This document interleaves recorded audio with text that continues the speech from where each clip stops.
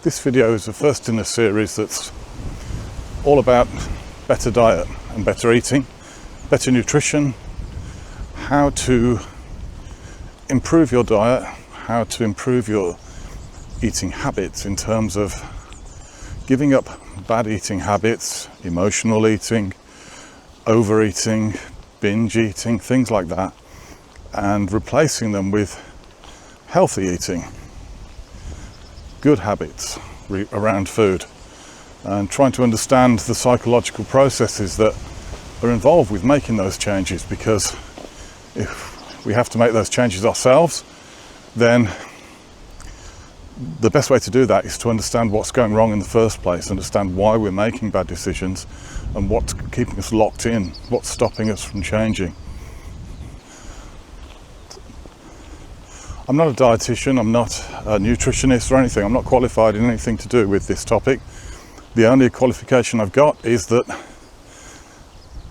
I've got a lot of experience of sorting out my own eating problems. I've done a lot of reading around this to try and fix various problems that I've had over many years, and I managed to achieve some quite big breakthroughs in terms of giving up bad eating habits and building much better ones. I managed to completely transform my diet from a ridiculously bad one to quite a good one, and that's what this series is going to be based on. It's all the different lessons that I've learned from completely changing my diet. Fitness plays a big part in this, because before I was able to change my diet drastically, I became someone who was really interested in fitness and strength training. I became sort of, in a good way, kind of addicted to going to the gym and working out, and this was the start really of changing my life, and it was that pivotal in that process. The fitness side of it is just, I can't emphasize how important it is that if you want to change your life and you're not doing much health or fitness, you're not getting out, then you can make it so much easier by developing the habit of being someone who absolutely loves doing fitness and strength training and being outdoors, running around, all those kind of things. And even if you don't like it at all at this point in time, you can change that.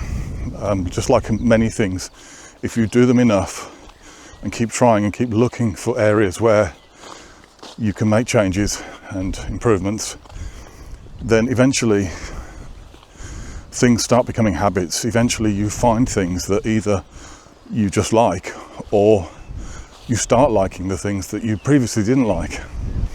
And it just comes from thinking about it, learning about it, setting some goals in your mind for the long term, and then making small changes over time. You don't have to make big changes, you just make small changes, and you just get consistent as best as you can, and you allow yourself to make mistakes, you allow yourself to fall off the wagon, fall off the horse. As long as you get back on, then you're making progress, you're moving forwards towards your goal. And this is how I do all of my self-improvement. So back to diet. Well, my background, I just wasn't taught to eat properly. I wasn't taught anything actually as a child, anything at all. I wasn't nurtured properly, and I wasn't given any training in how to live life and how to do things well. So that was quite challenging. I grew up with an anxiety problem, deeply embedded, that I didn't really understand or know was there. I just thought it was normal to feel the way I felt. And along with that, I had a very restricted diet because I was a fussy eater, or a picky eater as they say in America, and it was really bad, and it was very psychological, and I didn't understand that until I was much older, until very recently I finally understood that it was totally psychological and really powerful, and linked to a lot of things that had happened, some of them directly related to eating, where unfortunate situations where an adult had been trying to get me to eat something that I didn't fancy eating, and sort of the situation got heated, and there was a bit of embedded trauma from those situations where perhaps it's fair to say that the adult involved could have done things differently and in a better way, a more gentle way that would have coaxed and encouraged me to do the right thing, rather than being aggressive, loud, that kind of stuff, and abusive. Yeah. So I had a very restricted diet. There were loads of foods that are normal for most people to eat that I couldn't eat. That I could have sometimes, like inside a recipe. You know, I could have, for example, cheese. If it wasn't very cheesy, I could eat something that had cheese in it, but I would never eat cheese. You know, a piece of cheese or cheese on crackers or anything like that. No cheese at all. Again, eggs. I used to eat some cake and things like that had eggs in, pancakes even. But I didn't. I did at one period. You know, at one point in time, I did eat some egg, some hard-boiled egg, that kind of thing. But I very quickly fell out of that. I struggled with milk, mainly because of when I was young, they gave us full-fat milk at school, and they would leave it sitting in the sun for hours and then give it to us. And it was pretty much curdled. It wasn't very nice at all, and that put me off milk a lot. I didn't eat any nuts at all. Trying to think what else there was on the list. Fish. I barely ate any fish. I would eat some fish fingers if they were completely doused in ketchup. Yeah, not good. I also wasn't very keen on vegetables. The only potato I would eat was chips, and the only kind of vegetable kind of stuff I liked was, there was a few salad items that I liked strangely. I liked lettuce, cucumber, celery, and I liked pickled onions a lot. I would eat yogurt, but with meals and things, I unfortunately didn't ever learn to eat family meals around the table, and the things I did eat were quite limited and very highly processed, you know. So, and the problem was that when I became a young man, I didn't eat much at all.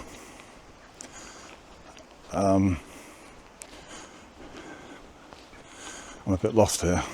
Which way do I go? I think I go this way.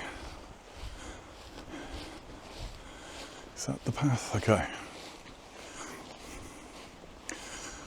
So the problem was, as a young man, I didn't eat much at all. I was kind of emaciated. No one had taught me that it's really important to drink plenty of water, so I didn't drink much of that. I just had an issue with consuming stuff, and I was quite active at certain points in time. I played a lot of football and cricket, but you know, I wouldn't take a drink down to the park with me. I'd play football for 4 hours and then go home and drink a whole bottle of lemonade, which is just ridiculous. But no one told me that was ridiculous, and I didn't work it out for myself. And the problem was that these habits, they carried on into adulthood. So I did the best I could. I managed to eat. I started eating a bit more. I got a bit of an appetite, and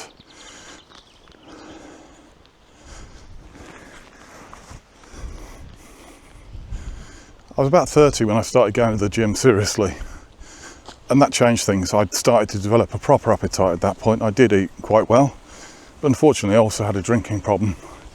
So I drank a lot of alcohol, and I also smoked cigarettes. So as I was getting slightly more healthy by developing a better appetite and by doing exercise, I was still ruining it all by consuming far too much alcohol and smoking heavily. So over time I started to understand little bits about healthy eating. I would I would have a meal at a restaurant and have some veg on the plate, and I would sort of either put some ketchup on vegetables to hide the taste, or have gravy and cover my vegetables in gravy, and for every mouthful of meat, because I liked meat, most meat, I'd have a few vegetables in that mouthful covered in gravy to hide the taste. It's ridiculous talking about it now, it seems crazy, but that was what life was like, and I didn't really know any better. I just did the best I could. The big change happened when I was 44. I finally managed to stop smoking. And at the same time as stopping smoking, I decided to, basically the empowerment that stopping smoking gave me, which was tremendous. It was just more than I could have ever imagined, that I finally beaten this horrible addiction that I'd had for 28 years, that had been sucking all of my money out and damaging my lungs, making me stink, all those other things that smoking does, and giving me nothing back in return, just pure addiction. When I beat that, the empowerment was so strong that it was like a springboard for many other things. And one of those things was that I felt empowered enough that I didn't want to drink alcohol in a problematic way anymore. I did want to use it just to lean on occasionally. So I didn't stop drinking completely, but I completely changed my drinking habits, and I would probably have a couple of glasses of gin once a month just to take the edge off, as it were. And that drinking thing carried on until another sort of 10 or 11 years, until a couple of years ago, when I just thought, I'm barely drinking, I know I'm going to just stop drinking alcohol for good, forever, which is what I did. But going back to the food, I was 44, I'd given up smoking and stopped my problematic drinking, and I also had a lovely new girlfriend who didn't have eating problems.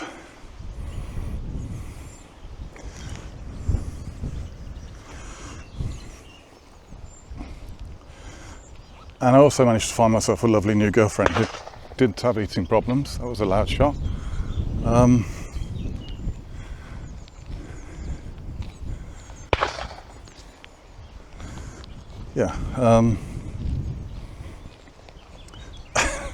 And she was from Germany, so they have a slightly different diet there, they have better food.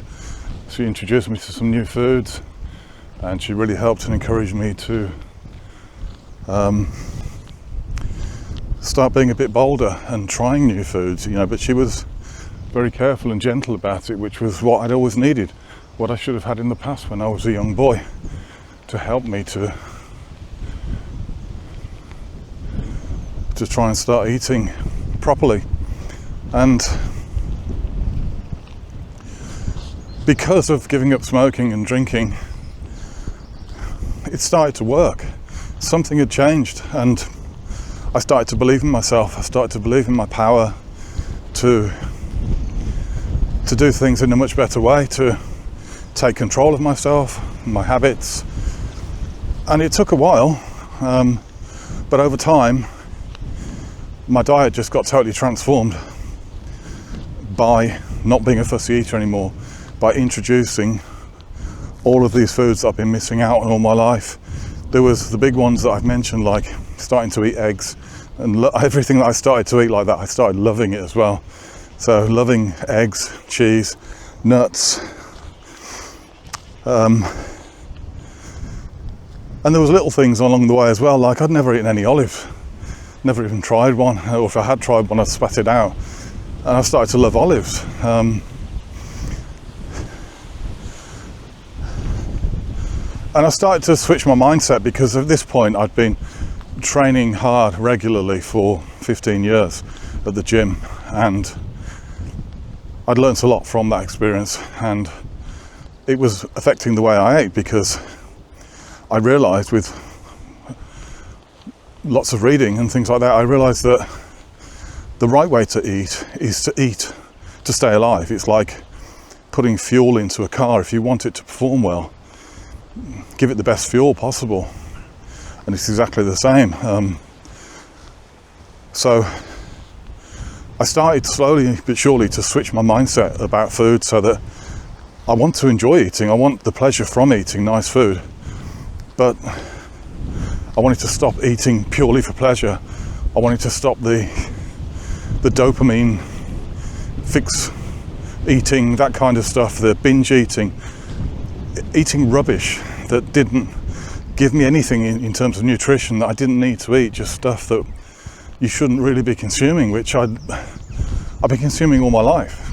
So there were things alongside normal food that I'd been eating all my life that I now don't eat, because over time I managed to wean myself off them. But I always liked eating sweets ever since I was a child, like sugary sweets. I'd always eaten a lot of crisps. I think Americans call it potato chips, we call them crisps. And chocolate bars, things like that. Snacks generally. And like a lot of people, I would snack in the evening, things like that. And I realised when I changed my brain to start thinking that food is for nutrition, it's to power the engine, and you need the best fuel you can get.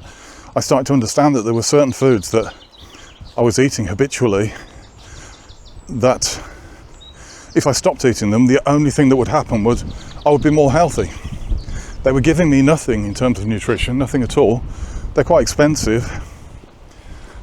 And then when I started reading about it and looking into it a bit deeper, I started to understand why I was eating these foods, and why people eat them in general when they're not any good for them, and why I was binge eating them sometimes. Why?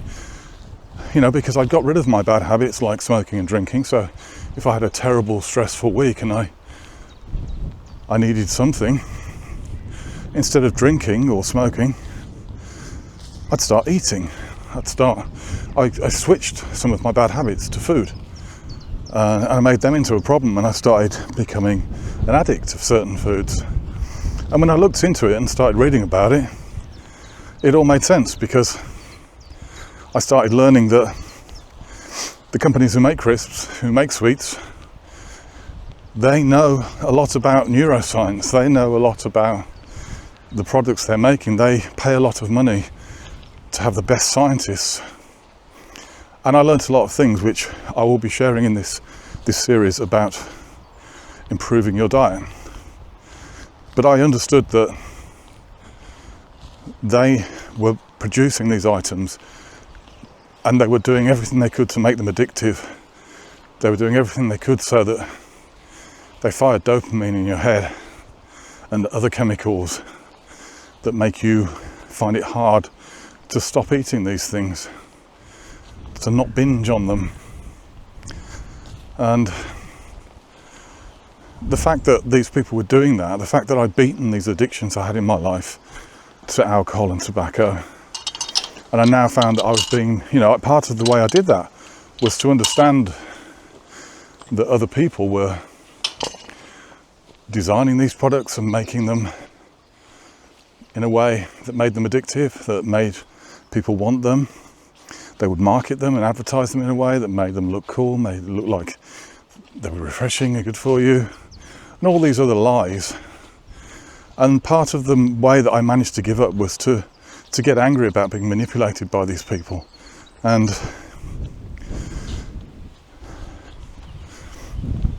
I had to come to terms with the fact that the same kind of process was going on with food, that food manufacturers were turning us all into addicts.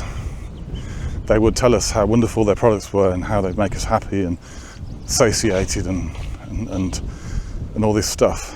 And it was all a lie. It's they're not doing any of those things, and they've got no nutrition in them. They've just got things that you really shouldn't be consuming, all sorts of chemicals and unpleasantries. So I started using that again to help me to give these things up.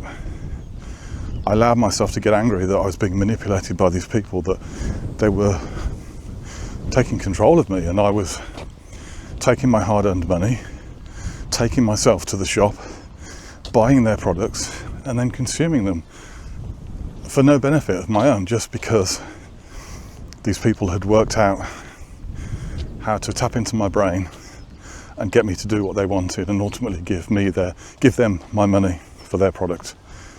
And I didn't like that, and I wanted to win that battle, and I have done.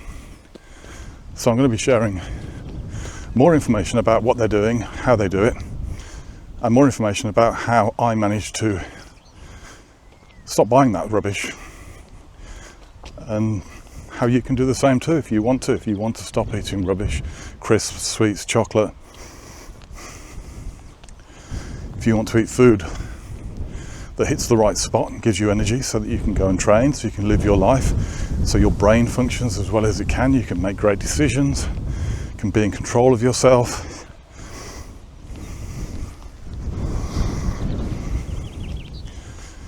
Then you need to put the right fuel in. And you need to make sure you don't put the kind of fuel in that's letting somebody else control you, because that's not good.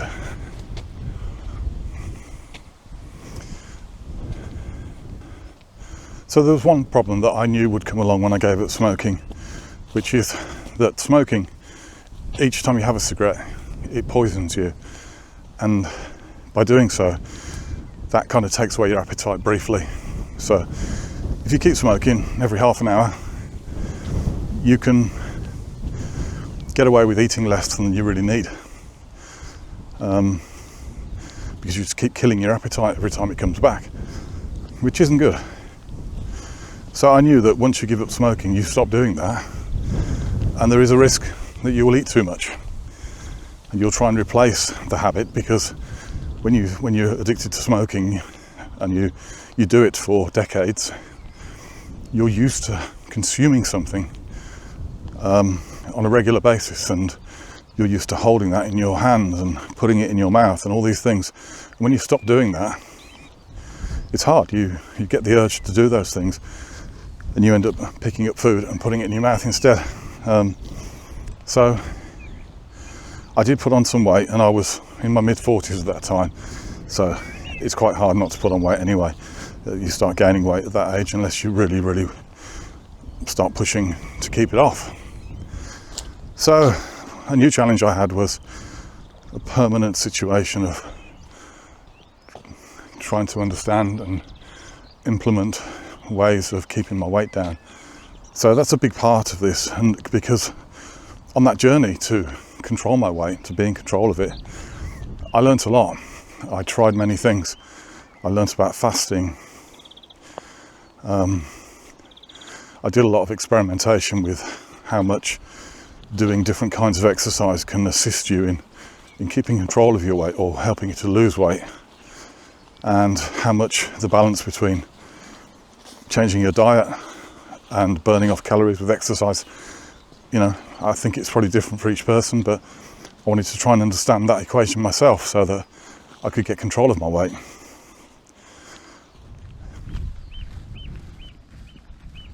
That's all for this video. I hope it was of interest to you, and I hope that there will be something of interest to you in the upcoming videos which will be part of this series.